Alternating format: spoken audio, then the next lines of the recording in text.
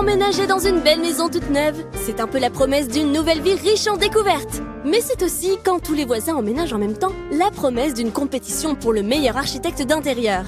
C'est en tout cas ce que propose Dream Home. Dans Dream Home, les joueurs vont emménager dans leur nouvelle maison, très vide au début, dans l'espoir d'avoir la baraque la plus chic du quartier. La partie dure 12 tours. À chaque tour, le premier joueur, celui qui possède le gros pion maison en bois, remplit le plateau central avec 5 cartes pièces et 4 cartes travaux. Chaque joueur choisit alors une colonne pièces plus travaux pour modifier sa maison ou la colonne pièces plus pion premier joueur pour démarrer le tour suivant.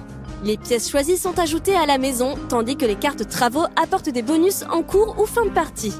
Construire une pièce ne se fait pas n'importe comment. Vous ne pouvez pas faire l'original et construire une pièce dans le vide, sinon elle tombe. Vous ne pouvez pas non plus construire une cave ou un garage dans le grenier. Et vous ne pouvez pas agrandir plus que permis certaines pièces. Par exemple, une salle de bain ne peut pas occuper 5 emplacements de long sur tout un étage. En fin de partie, on comptera, en plus des points des pièces, tout bonus apporté par la pose du toit, l'aspect fonctionnel de la maison, ou encore pour les éléments de déco tip-top disséminés ça et là. En cas d'égalité, on compte le nombre d'enfants cachés dans le décor, comme dans un Où est Charlie ?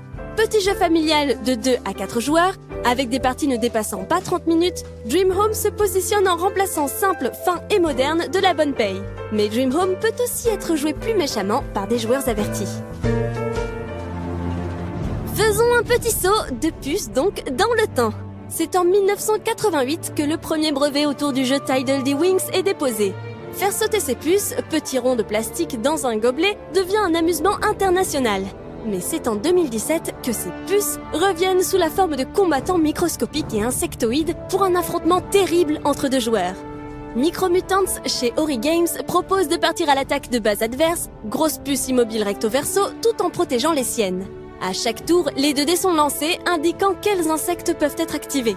Ces derniers, au moyen d'un lanceur, sauteront alors en direction de l'objectif, en tentant au passage de recouvrir les insectes adverses pour les éliminer. Bien sûr, chaque insecte a sa particularité et l'ensemble des troupes insuffle une façon de jouer spécifique. Les abeilles Exoborg prendront rapidement le terrain grâce aux téléporteurs et le garderont grâce à l'armure des colosses.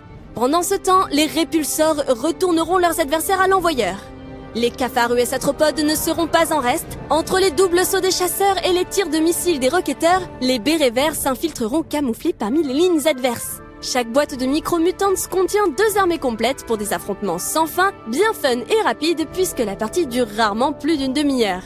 Et comme les russoptères contre les arachnoïdes arrivent dans la 2e boîte, rien n'empêchera à 3 ou 4 joueurs de jouer pour des parties épiques. Allez, une nouvelle partie de micro-mutants et que ça saute!